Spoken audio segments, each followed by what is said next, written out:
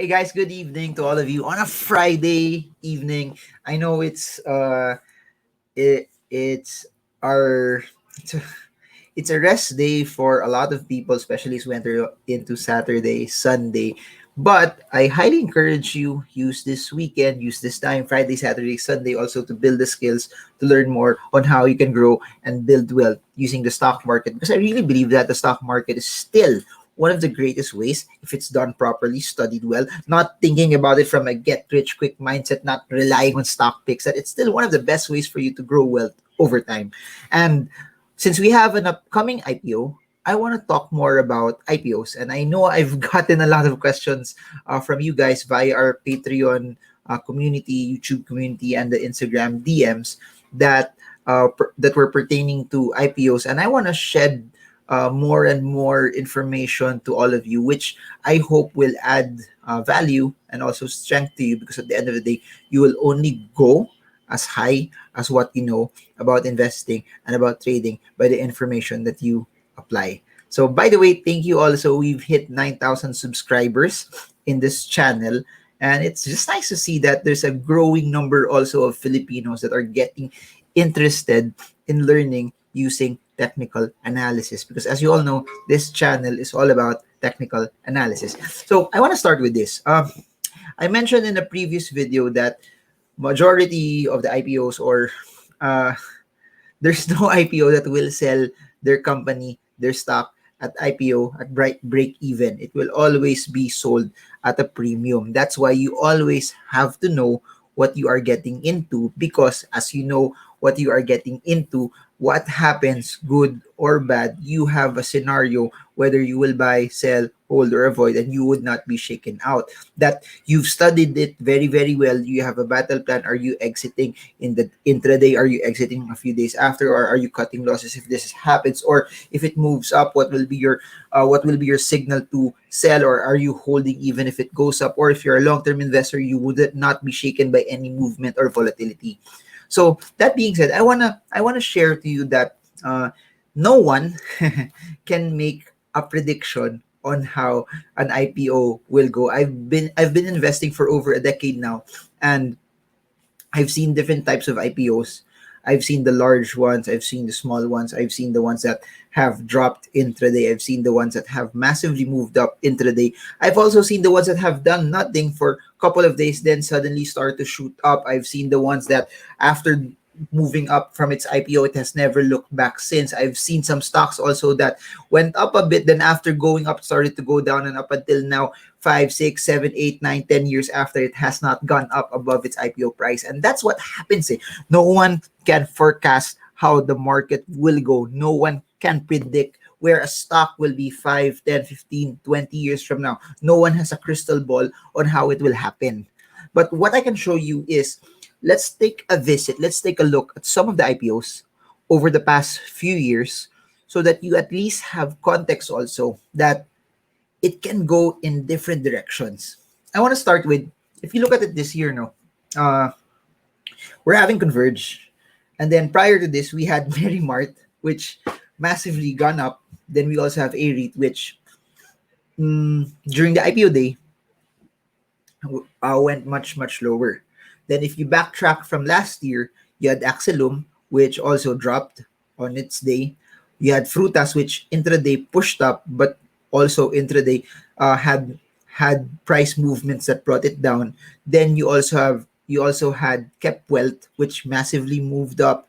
Then you had All Home, which didn't go anywhere for quite some time. Then it started to drop at some point this year. Then if you backtrack further, you will see some stocks that have gone up massively and have not looked back. Then you have some stocks that have gone down. So I want to look first. I want to show you first. By the way, baka magalit si Andy tsaka si Patrick Miguel. Ayan, oh. Okay, binalik natin sa larger screen. So, as you can see for Mary Mart, no, it's so clear that for Mary Mart, as you all know, it had a large move up from almost 1 peso, and this was its initial move. But after that, it already started to move sideways from the time that they made the IPO. And that's why also, if you try to look at it in context, one of the reasons why people have talked a lot about Mary Mart was highly because it was highly connected to Double Dragon. As you all know, they're all under Injapsia. And I want to show you this to you. People always talk about Double Dragon as a stock that moved from 2 pesos to 80 pesos per share, which is quite true. But I want to show this to you. I'll remove all of the lines first so you see it clearly. This point where it hit 80 pesos was 2016. The time that they did the IPO was 2014. So please remember, it did not happen right there at that very instant. It did not happen right there that after the IPO, it never looked back. No, that's not actually true. But it's what's true though is after the IPO, we saw Double Dragon made a push. I think this was around from 2 pesos to 4 pesos to 8 pesos. But if you look at it after that, look at this. This was also a very, very long sideways market. If you look at it here, this was 2015. If you look at it here, this was 2014. It moved sideways for almost a year. Then after that, that's where you saw the large push up. That's where you saw this, and that's where you saw this. And that's where you saw it spike up all the way up to 80 pesos per share. But that what I'm saying is large move, sideways for quite some time, then push up. Another stock that I'd like to show you the IPO na ganun din. Look at this. This is Golden Haven. Golden Haven made a massive move early January 2018. I'll never forget this because I was at Iceland at that time, and as you all know, there's a large time difference between Iceland and the Philippines. So I had to wake up early to be able to monitor that movement, and I already plotted it for you guys here. That large move from where it was 4,500%. But what I want to show you is this. This large move happened first uh, last week of January 2018. If you look at it, the IPO of Golden Haven was around 2016. So why am I saying this? There was a large waiting period also that it moved sideways before it started to push up. So what does this have to do?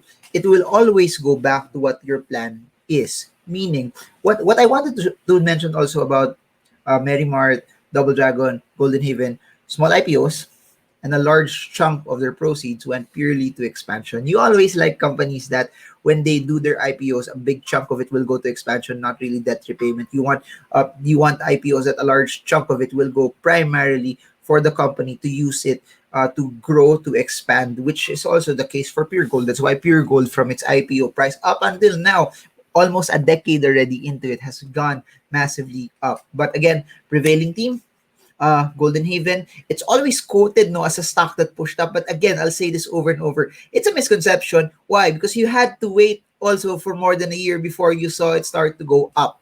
So again, it does not go up all the time quickly, but there are some stocks that have massively moved up, but you may have to wait.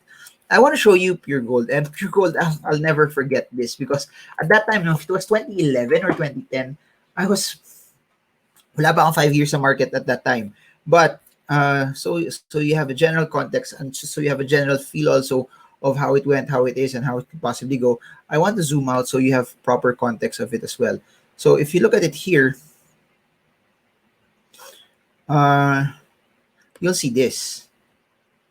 This is Pure Gold's move when it had an IPO. As you can see here, it was less than 12 pesos per share, but it had a large move right here.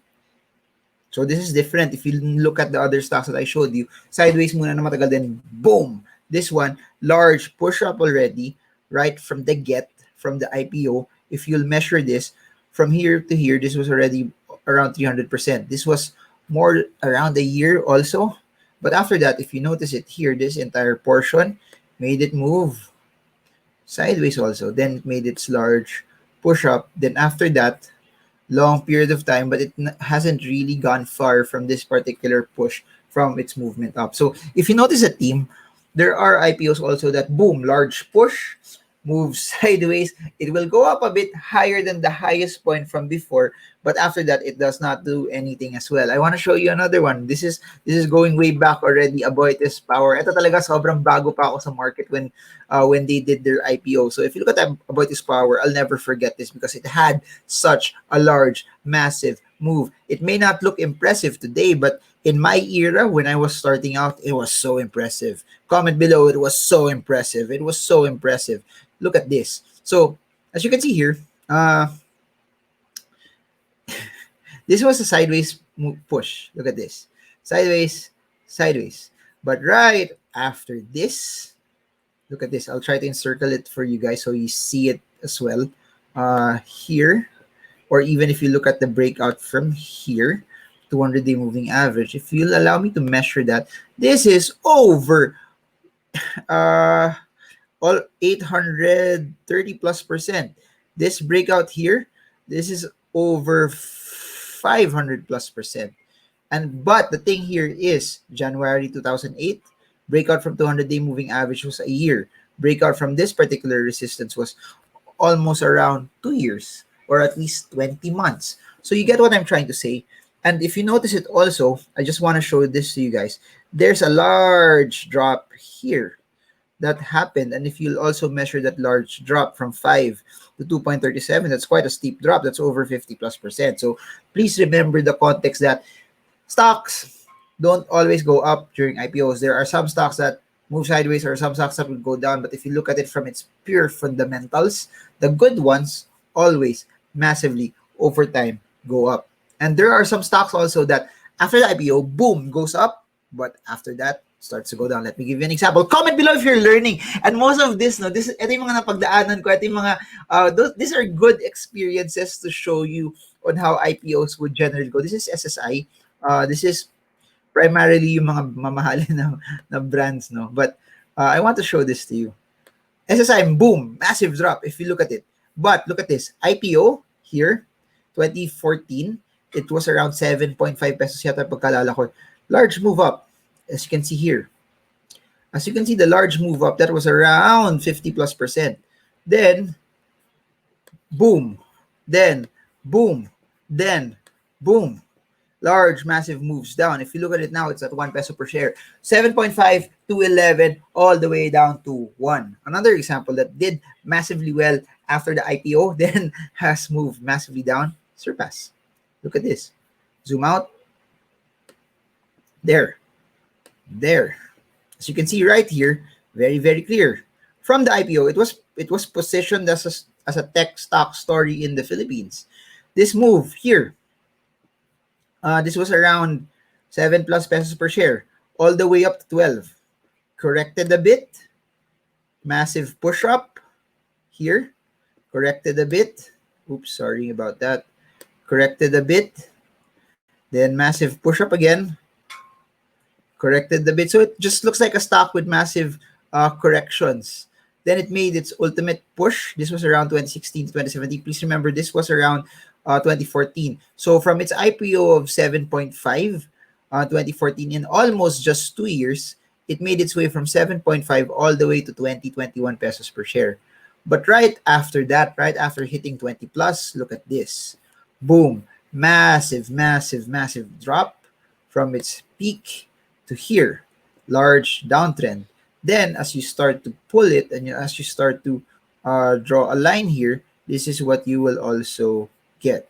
So you see it right here, right now, that there are some stocks that massively move up during IPOs, but it does not guarantee that it will stay up and be be in that formation forever. Because as you all know, it's still the fundamentals that dictate how the company will go, and it's also the technicals that show you the short-term price action for it. So there, I hope you guys got a lot from this. I hope you got moral lessons from this. If you want me to go through and talk more about IPOs, we're gonna do it because there's so much to unpack. There's so much to talk about. I have stories about Century Pacific, Cemex, coal, nickel, Megawide. There's so many IPOs that happened under the time that I was investing already in the market. So if dami na rin pala, no, over the past decade, I've seen a lot of stocks go into the markets, and they at that time there were stocks that were not even considered as large cap stocks or blue chip stocks, or they were not even considered stocks that were worth looking at, and then boom, suddenly now they're really good. And there are some stocks that have started out already being known as big ones, like GT Capital, very large one. Then we've seen banks also come in, we've seen property companies over the past years also come in, and we've seen companies that made money, that raised capital for debt. We've seen companies that raised capital for expansion. We've seen secondary share sales also. We've seen companies that did it for regulatory compliance. There's so many things to unpack. There's so many things to talk about. But sa lahat ng sinabi ko, you know what's interesting about this? This is all raw. And I just share from the top of my head. That's why I also love this channel, because it allows me just to share things out of, alam mo yun, out of the rawness of the market, because there's so much to share about stocks. There's so much to share about investing. And that's why I had one channel, but kulang isang channel for me to just share my ideas to all of you. And I love it. And this is something that I hope that will translate also into you, that you find the market so interesting, so exciting, that there's so much things to learn. And I hope that you guys are learning from all of this. So, yun, if you want a part 2 of this, siguro we'll title this IPO backstory, or IPO learning opportunity. Put them in the comment section. I'm going to make more videos about that if you guys want. So put it, I want more IPOs. If you want more of that, we're just going to do that. We're just going to talk more about that. But it's time for me to play StarCraft Friday. This is one of the few times that I get to play with a group of people on a week. Yeah, so we play. And yun. It's just fun. So yun, just put it in the comment section. By the way, technical fundamental analysis we have playlists. They're all in the description below. Patreon group, YouTube group in the description below. DM me via Instagram if you have some personal questions, or via Patreon as well. Ano pa ba? You can sign up for those who want to trade US markets, eToro. You can open an account without putting in any money. You can have a virtual account, and you can trade US dollars for $50 US. You can trade US stocks for $50 US dollars only. And I guess that's all of my announcements. If you missed it and you have questions about the Converge IPO, why is Warburg Pincus selling? Is Converge IPO expensive? It's all in the first channel. I hope you guys got a lot from this. And dun sa mga fancy Nelly Espinal, she's back again. Video came out 8 p.m. So that's it. Munti ka na nga ako di magka-video today, kasi sabi ko, kaya pa ba ito? Kasi magsa-StarCraft na ako, pero wala eh. That's what discipline is eh. Discipline will push you to do things when you don't feel like doing it. Discipline is all about when the excitement is not there, you still push and you continue to hustle. And that's why, Andy, I hope you message mo dito, hindi lang TY smashed. I'm expecting Andy longer message. Okay? So, yun. That's it for now. Marvin Germo. Trade well, trade strong, trade smart. See you all again soon, guys, and God bless you all.